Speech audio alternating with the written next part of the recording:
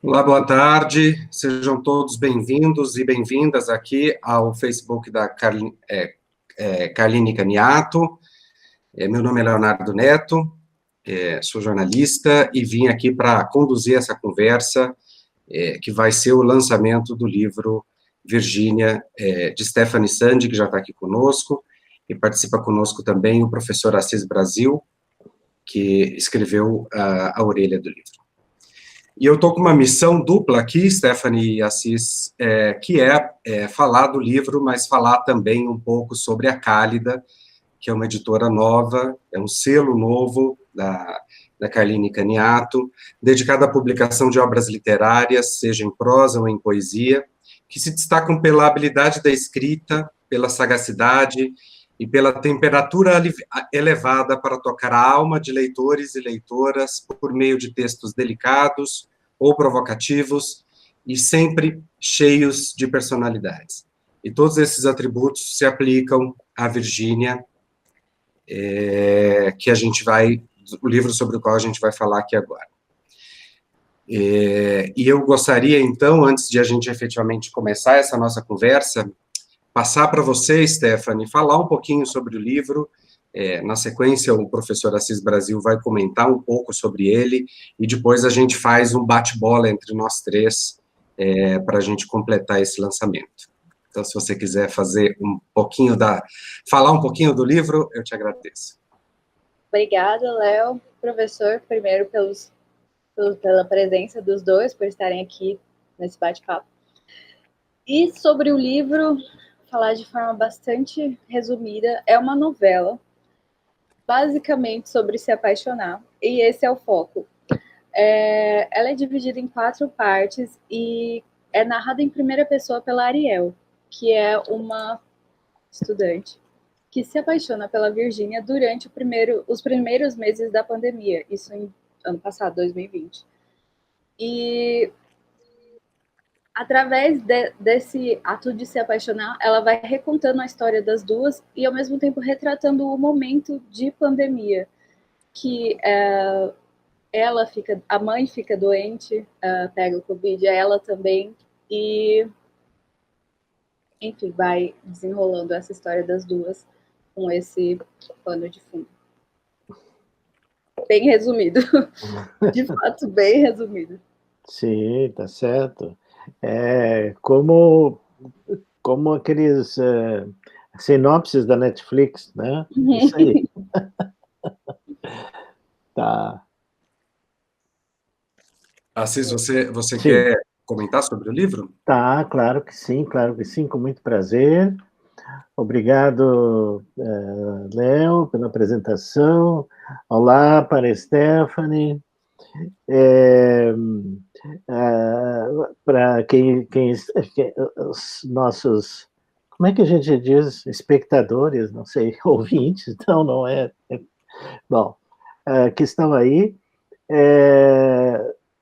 Então, é assim, estou muito honrado pelo convite que vocês me fizeram, tá? E venho com o maior prazer, com a maior alegria, falar sobre o livro e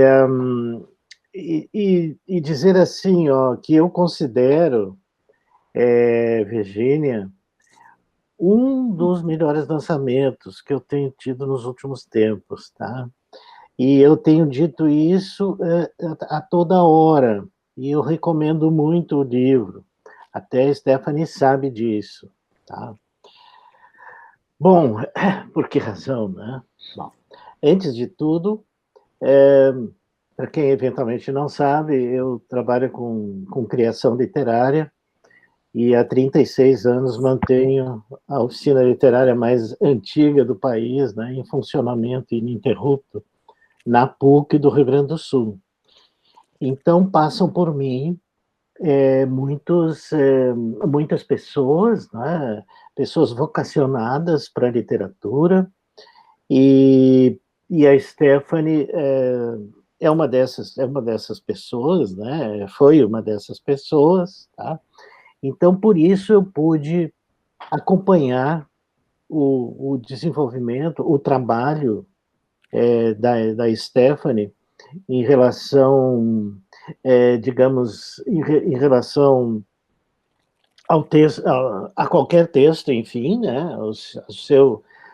A sua desenvoltura em relação à linguagem literária, né? A sua desenvoltura crescente em relação à linguagem literária. E eu posso, então, e leio muitas coisas, como vocês podem imaginar, né? De fato, esse texto, Virgínia, que ele não foi feito durante a oficina, ele inclusive foi escrito durante justamente o período da pandemia, né, que ainda não terminou, parece mentira, foi possível escrever um livro inteiro, né, uma novela, e então eu não pude, então realmente só vi pronto. Tá? E posso dizer assim que foi uma agradável surpresa saber que ela tinha terminado, né? Que ela usou criativamente esse período que alguns ficaram naturalmente sem fazer nada, né? Digamos assim, entre aspas. No caso, a Stephanie não, né? Ela trabalhou intensamente, porque um livro não se escreve assim, não é assim no mais, como se diz aqui no Rio Grande, né? É uma coisa bem complexa, especialmente uma novela. Bom, e acompanhando então todo esse movimento, né, eu percebo que de fato é raro encontrar quem tenha um texto com essa qualidade. Então, o que eu diria assim, primeiramente em relação ao texto, que ele é impecável, tá? E quando eu uso esse adjetivo, que os portugueses gostam tanto de usar e que eu gosto desse adjetivo, né? Ele é impecável no sentido assim, como professor de escrita criativa, eu sempre digo, isso aqui não está funcionando, isso aqui e tal, né? E indico, olha, tira fora isso, acrescenta não sei o que e tal, sugiro coisas aos autores. No caso do Virgínia, é impecável, quer dizer, eu não tenho o que mexer, e a própria Stephanie sabe como eu sou chato nisso, né? Eu estou sempre mostrando, olha, isso aqui, mexe nisso e tal, com jeitinho, mas eu digo, né? E no caso do Virgínia, me surpreendeu por isso, né? Quer dizer, eu fiquei assim, primeiramente porque não sabia, né, que ela estava escrevendo e pronto, o livro já estava pronto, né? E em segundo, por ver o grau de perfeição desse texto. Então, o leitor não vai se incomodar com esse texto. Além do que, o Virgínia tem algo que me encanta, que é a clareza. Tá? É uma das coisas que eu sempre estou insistindo, e a Stephanie sabe muito disso, né? Eu insisto muito com meus alunos, clareza, clareza, clareza. Nenhum texto hoje foi criticado por ter sido claro, né? Ao contrário. Então é possível ser claro e trabalhar com alta qualidade estética, tá? Aliás, as grandes obras literárias são absolutamente claras, exceto aquelas que todo mundo fala, mas ninguém leu, tá? Então, o caso da Stephanie, ela consegue aliar, portanto, essa clareza, essa simplicidade com profunda qualidade textual. Isto é, a gente sabe sempre onde está, quando está, as personagens, quais são, o que fazem, como é que as personagens se apresentam.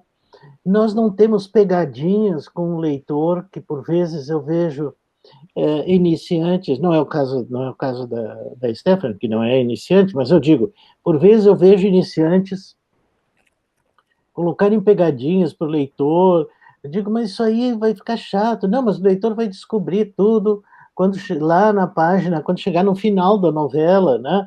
eu digo, vai ter um problema, porque ele não vai chegar ao final da novela. Então, ele não vai descobrir nada, porque ele vai largar o texto, ele não vai continuar lendo. Tá? Então, eu diria assim, ó, a grande qualidade, digamos, é essa, né? Quer dizer, essa, essa simplicidade encantadora que não enrola o leitor, que não deixa o leitor se perguntando, mas como é que é isso? Agora tem que voltar páginas atrás para entender o que está acontecendo. Né? Não tem nada disso. Né? Então, eu diria assim que só isso já justifica um livro. Essa clareza, essa linguagem essencial, né? Essa linguagem pura, tá? Que faz com que a gente esteja ali dentro, né? Isso me encanta muito. Há diversos momentos que são líricos, tá? Que a gente que, que não perde a qualidade pelo lirismo, né? Quer dizer, não perde a clareza, portanto, com o lirismo. Né? É, tem aqui, até que eu destaquei, né, quando fala na Chapada dos Guimarães, porque essa novela se passa entre Cuiabá, né, Chapada dos Guimarães, que é arredores, né? Então, talvez eu pensei por um momento, como poderia explicar? Imediatamente imagino uma cidade pequena coberta por uma névoa densa. Talvez seja Chapada dos Guimarães. É impossível ver os arredores, mas aprecio a ambientação. Sol está para nascer, a névoa não dissipa, então o ponto de luz muda as cores em volta. É magnífico. As gotículas de orvalho refletem um arco-íris particular, o cheiro de grama úmida invade o nariz e todas as construções ganham um aspecto pitoresco. Enquanto caminho pelas ruas de Paralelepípedo, uma voz ecoa. Uma voz que fala o que quer ouvir, guiando meus passos de flanês em perfeita sincronia com os pássaros, as rãs, os grilos. Nos limites da cidade, olho para trás, sem acreditar que tudo aquilo é, ao menos, por aquele momento, só meu. Às vezes eu sou a figura que guia essa imagem. Outras vezes é Virgínia. Imagino seus passos, ouço seus pensamentos e sinto suas angústias. Mas então a névoa desaparece. A luz, antes uma paleta de cores intensas, perde a vivacidade ao revelar que as casas, na verdade, são destroços. Tudo vira cinza. Descubro que caminhava não por uma vila onde a vida segue vibrante e inalterada, mas pelos escombros de um cenário de guerra. Enxergo com nitidez pela primeira vez, andava por um ambiente carimbado pela morte. Eu quis mostrar isso para evidenciar a qualidade desse texto. Ele é predominantemente visual, né?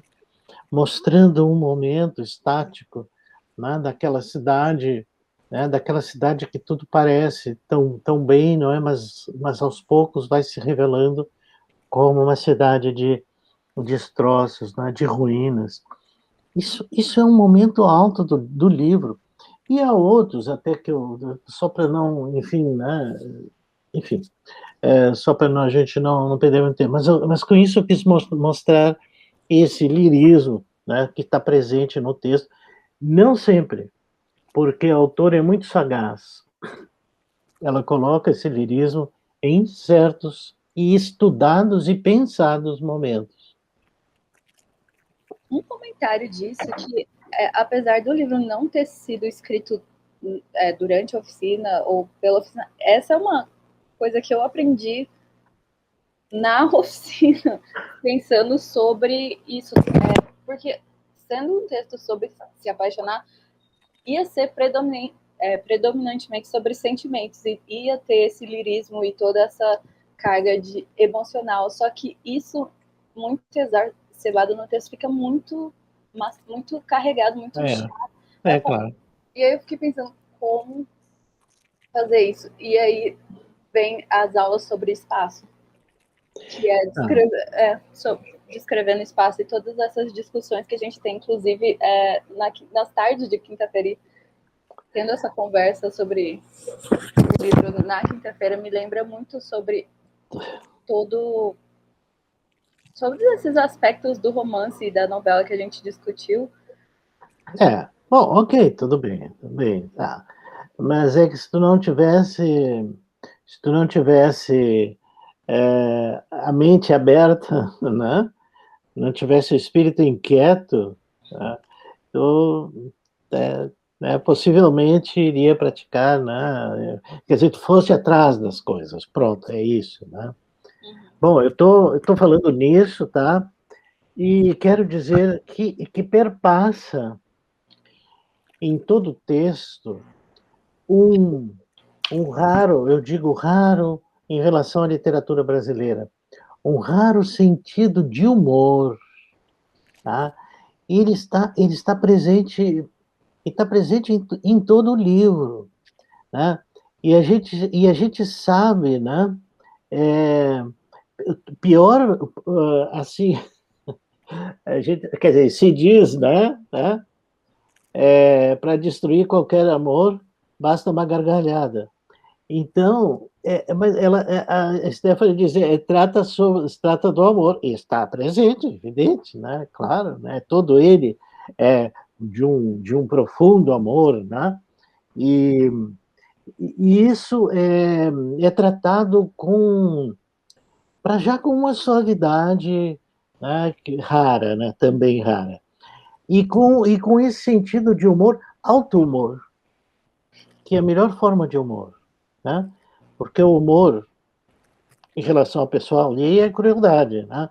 Mas o alto humor, ele significa que a pessoa está dominando o gênero mesmo, né? Então, essa coisa dos atos patéticos da personagem central, tá? Ariel, tá? Por vezes ela tá fazendo algumas ações que são malucas, sabe? Que são, assim, digamos, ela quer dizer, a personagem erra várias vezes, né? Quer dizer, faz bobagens, né? E são bobagens simples, vamos falar assim, não é uma coisa muito grave, mas aquilo soa assim muito, muito patético, às vezes até divertido, sabe? Então, eu acho assim que levar um amor dessa qualidade, né? Digamos, em geral, esse tipo de literatura, né? Eu não sei, né? Circulam vários qualificativos dessa literatura. Para mim, tudo é literatura. Mas eu digo, conseguir levar esse amor da Ariel, né, pela Virgínia, normalmente, né, isso aí é tratado com muito peso, com muito drama, com muito sofrimento, sabe? Com uma coisa assim que fosse uma desgraça, como se fosse uma desgraça esse gênero de amor que é tão natural como qualquer outro, né? E normalmente eu vejo as autoras tratando isso de uma forma muito, muito, muito para baixo, né? E não é o caso. Então eu diria assim que a Stephanie consegue essa proeza, que isso é uma proeza, né? Tratar este gênero de amor com leveza e com humor. Eu não vejo isso, tá? Eu já sei que eu vou ler. Quando eu vejo, bom, tá certo. Bom, então vamos lá, né? Vamos lá, né? Nesse gênero que tem produzido coisas admiráveis. Mas normalmente há muito sofrimento, não é? Enfim, né? E isso não acontece. Ele é tão natural, ele é tão fácil do leitor entrar nessa qualidade, né? de amor que, pronto, né? Quer dizer, quando o personagem passa por coisas assim, tem que cuidar o pai que agora vai acordar, que está tomando banho. Eu não sei, são umas coisas que eu acho muito engraçado. Sabe que ela leva, né? A Ariel leva a Virgínia para o quarto dela, mas aí tem, né, tem que cuidar. Agora é o horário do meu pai tomar banho, sabe? Esse tipo de coisa que eu digo, mas isso tem muito sentido de humor e é patético ao mesmo tempo, né? Então, por isso é que me entusiasma tanto essa, essa novela que tem um final. Claro que não posso dizer, né? Mas a Stephanie sabe o que eu penso sobre spoiler, mas eu vou respeitar aqui, né, o público e tal, e não vou, então, contar o spoiler, mas tem o final é muito bom, é um final muito profissional, né? É de quem sabe fazer, né? É porque não é, o final tem um pouco daquela coisa da Cidade e as Serras, do Essa de Queiroz, né? Mas é claro que é outra realidade, é outro tempo, é outra cultura, né? Mas eu digo assim, não é bom, não vou falar mais, senão eu vou dizer. Eu não tenho problema, Stephanie, eu não tenho problema com spoiler. Eu quero sempre, antes de ler, eu quero saber como é que termina. Não, mas eu não vou dizer. Eu não vou. Não, mas eu não vou dizer por causa do spoiler. Não, eu quero saber. Bom, mas tá bem, então, mas por quê? Porque aí eu vou ler procurando aprender como é que aquela narrativa foi armada para chegar naquele final. Então, eu estou lendo para aprender, né? Tem o prazer da leitura, ok, tudo bem, tudo bem. E grandes obras a gente soube já desde o início, não é mesmo? A morte do Ivan Ilitch, por exemplo, né? Sabe que ele morre, né? Morte em Veneza, por exemplo, né? Já sabe que morre no final. Né? Então eu não vejo problema, viu, com relação o spoiler, né? Tá? Então é isso, tá? Mas eu não posso dizer. Pronto. Eu só queria mostrar o livro, tá que aí. está com uma capa muito bonita, inclusive. Muito bonita mesmo. Muito bonita. Não cheguei a falar. Uma quarta capa também, com um trabalho aqui bem interessante. Muito bom. Né? E se me permite, eu também preparei aqui alguma coisa para falar sobre o livro, né? Como já foi dito aqui, é um livro, é um texto delicado e ao mesmo tempo profundo, que conta a história desse amor entre essas duas mulheres, né? Ariel e Virgínia. E tem um trecho do livro que eu acho que resume o livro de uma forma exemplar, e é uma linha e meia do texto. É um absurdo isso, florescer no caos, mas se há amor na doença, então há cura. Lembrando que esse amor nasce durante a pandemia, e isso é uma carta que Ariel escreve e não entrega, ela queima essa carta, então a Virgínia não chega a ler. Não chega a ler. Ela termina essa carta com essa frase que é sucinta, mas que resume muito bem o que é o livro, né? Claro. Stephanie, eu queria te fazer algumas perguntas e queria que o professor também participasse desse papo, né? Eu queria começar pelo teu nome, Stephanie Sandi. Esse Sandi é o teu nome de batismo? É uma referência a alguma coisa? Não, não é o meu nome de batismo. É um nome que eu escolhi. Assim, é uma brincadeira que veio da escritora George Sand, que ela assinava com um nome masculino, embora ela fosse uma escritora mulher, por causa da época, coisa assim. E no francês, se você acrescentar o Sand dela é sem o E no final. E no francês, se você acrescentar o E, vai pro feminino. Então aí eu adotei pela escritora, por esse jogo, por essa brincadeira, e por gostar da sonoridade, por isso. Nada de... É bem literário, né? Muito bom, muito bom. E o livro, além do título, né, Virgínia, ele traz uma série de referências à Vita Sackville West, que era foi um dos amores de Virginia Woolf. Toda a parte do livro é iniciada com uma epígrafe de cartas trocadas entre as duas, inclusive. Uhum. Que referência é essa, o peso que a obra da Vita e da Virgínia teve na construção dessas personagens? Eu queria que você falasse um pouquinho disso. Então, quando eu comecei a escrever, ainda não sabia muito sobre a Vita. E me veio por um acaso uma carta, essa carta que está no livro, que ela escreveu para Virgínia. E eu achei muito bonita. E eu fui pesquisar, ué, que história é essa? E aí que eu descobri que teve todo um relacionamento entre as duas. E aí eu fui procurar mais e pesquisar mais sobre a Vita. E eu gostei muito da Vita. Eu achei ela toda uma persona. Embora ela não tenha... Ela tenha sido uma escritora muito mais popular na época, só que ela não tinha, não teve o negócio de sobreviver ao teste do tempo, coisa assim, sabe? Mas enfim, ela tinha toda uma persona que eu achei muito apaixonante, e a relação das duas e as cartas que elas trocaram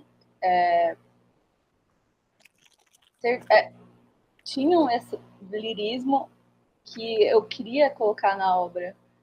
Então, meio que foi isso. E aí, quando eu descobri também que Orlando é a biografia da Vita, exato, é a biografia da Vita, é uma biografia literária da Vita, inclusive com fotos da própria Vita nela, eu falei, nossa, que incrível, que lindo, sabe? Ter todo esse livro escrito em cima dessa relação. É isso. Não, de fato, e eu queria também referir digamos, as referências do que estão presentes no texto, que são as referências culturais que estão no texto, tá? Que são bastante frequentes, mas atenção, né? São facilmente deglutíveis por parte do leitor, porque são referências que pertencem ao mundo da cultura, são referências genéricas, não é? Eu, por vezes, eu me atrapalho um pouco, eu fico assim um pouco, enfim, com alguma dificuldade, assim, até para compreender exatamente, que o sujeito às vezes pega de uma banda da Austrália que nunca se ouviu falar, né? E que pode ser maravilhosa, mas nunca ouvi falar nela, né? Claro, deve ser um problema de mercado, essas coisas que a gente sabe. E por vezes faz referências e a gente fica sem saber do que a pessoa está tratando, né? Então existe muito uma moda de hoje citar bandas, tá? Muito frequente, tá? Inclusive ter epígrafes por todo o tempo, né? Com músicas, né? De bandas e tal, e que estão referidas. Eu acho que se tornou quase um clichê, né? Da literatura do nossos dias, né? Particularmente no Brasil. Então, há referências, viu? Há referências à cultura, tá? Mas não só a cultura contemporânea, a cultura de um modo geral, não é? Né, da pintura e tal, mesmo da música e tal. Então, mas a gente atravessa bem esse lago aí, sem problema nenhum. Quer dizer, ela não sobrecarrega de dados culturais, não é? Que de resto são acessíveis ao Google, quer dizer, né? Então, eu acho que é preciso ter muito cuidado. Assim, ó, então eu diria assim, né? Até eu tinha escrito, né? Que são referências culturais na medida, quer dizer, na medida que o leitor pode entendê-las. Falando nisso, a Stephanie tem uma coisa muito interessante aí do ponto de vista estrutural, falando em entender, que é a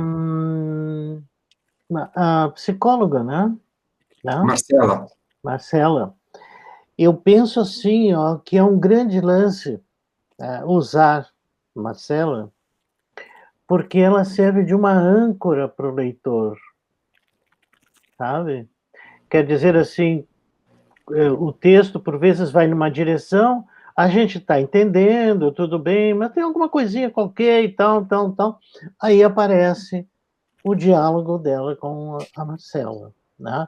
Então, isso aí vai estabelecendo, digamos que ele é uma espécie de link entre os diferentes momentos da novela.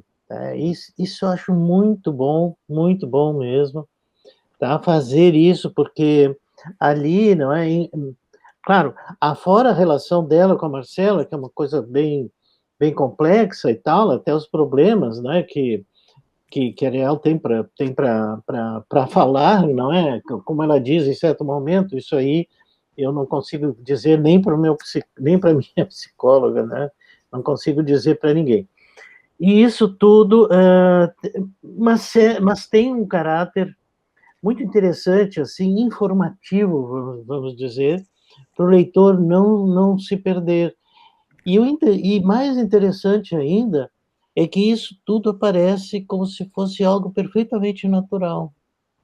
E a gente sabe, né, que o natural na ficção é uma conquista, né? Quer dizer, o escritor, digamos, amador, ele não é natural, então a gente não acredita, né? O escritor amador não trabalha com a sutileza e, portanto, para atingir essa naturalidade, precisamos ter muita simplicidade ao mesmo tempo. Então, de tal maneira que a obra toda, a novela toda, ou o romance, né, todo ele faça sentido orgânico, quer dizer, que todo ele funcione como um sistema, mesmo que ele seja apresentado linearmente, né? E os leitores vão agradecer e agradecem muito a Stephanie por não estar fazendo contínuos flashbacks, tá? Que isso aí é uma desgraça, né? Que as pessoas flashback é uma coisa que o escritor gosta de escrever e o leitor odeia ler, tá? Então, a Stephanie não cai nisso, né? A Stephanie mostra uma estrutura linear, mas nessa linearidade há um sistema por detrás que justifica e explica todos os episódios que constituem a novela. Por essa razão, ela obtém um resultado realmente espantosamente bom, né, que resulta numa obra literária de alta qualidade, que eu estou sempre recomendando aí. Mas eu queria perguntar para a Stephanie, a pergunta que ela sabe que eu faço para os meus alunos, né? Porque, além de tudo, ela é minha monitora, né? Então, é assim, por que a pergunta que eu sempre faço, né? Primeiro, ela já sabe qual é, por que esse romance é para você, né? Por que é você que tem que escrever esse romance? Por que não pode ser outro, né?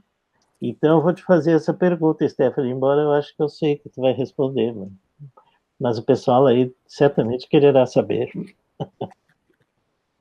Bom, por que o romance é para mim? Primeiro, porque eu queria que tivesse uma história que se passasse aqui eu digo em Cuiabá e Chapada, que fosse algo leve e mais pro lado do...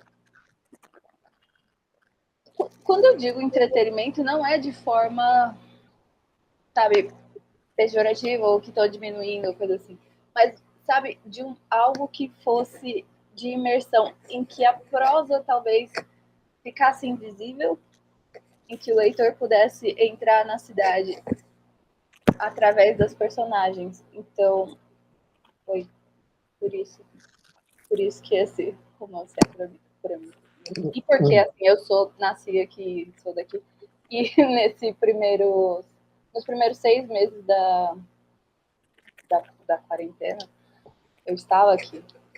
Uhum. Eu falo em aspas porque, assim, foi quando eu achei que ia durar só 15 dias E as aulas a gente achou que eu voltar, e aí acabaram não voltando. E aí eu acabei ficando, era para eu ficar só 15 dias aqui em Cuiabá e voltar para Porto Alegre. E aí acabei ficando 6 meses. E aí depois voltei. E aí agora eu tô aqui de novo. Pois é, viu? Nada, né? Parece incrível, né? A gente tá mal mesmo. Né? Bom, mas enfim. E o interessante é assim, ó. Tem aparecido muito aí, vocês devem estar acompanhando, né? Que é contos da pandemia, crônica da pandemia, não sei o que, está uma chatice, né? E o interessante é que não a pandemia é um dos elementos, né? Não compreende, não é o elemento central e não decorre, digamos, nenhum drama em relação a isso. Ela tem a pandemia condiciona algumas das atitudes das personagens, mas não é um texto escrito ad hoc para a questão da pandemia, quer dizer, vou escrever um texto. Não, não é isso. Tá? Então eu vejo muita gente aí se perdendo por causa disso. Né? E, na verdade, a gente vai ler, são coisas bem banais, né? Hoje não pude sair de casa, sabe? Pronto, sabe? Esse tipo de coisa, assim. Eu gostaria de tanto de ir na praça e tal. Isso aí, né? Já, a gente está cansado disso e surgiu aí, tem surgido muita coisa. Nada disso, não. A Stephanie não cai nessa armadilha, viu? Que seria e se tornou um lugar comum, tá? Então, acho isso muito interessante, não, digamos, ter uma conduta em que, digamos, a pandemia possa aparecer, mas ela aparece como um elemento a mais que condiciona, em certos momentos, as atitudes das personagens. Muito bem. E Stephanie, ainda falando sobre isso que o professor acabou de apontar, né? De fato, a pandemia está presente no livro e todas as suas consequências estão aqui dessa forma que o Assis Brasil apontou, mas ela está presente. E aí você disse que era o seu desejo de ambientar uma história em Cuiabá, sua cidade natal e tudo mais.